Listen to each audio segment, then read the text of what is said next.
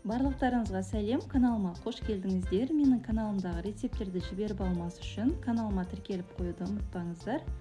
Бүгін баялдыдан тіске басар дайындаймын. Тещиный язык, яғни енемнің тілі тіске басарын дайындаймын.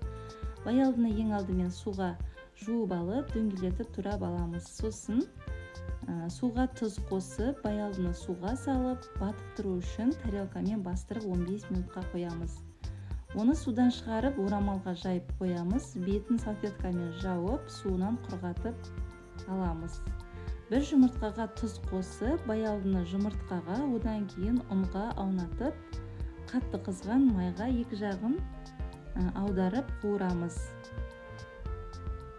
Тіске басарға қажетті заттардың құрамын описание бөлімінде жазып қоятын боламын.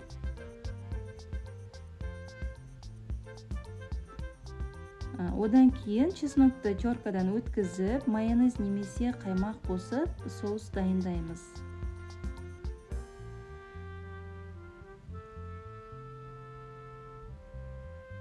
Қызанақты турап аламыз. Баялдыға соусымызды жағып, үстіне қызанақты қойып шығамыз.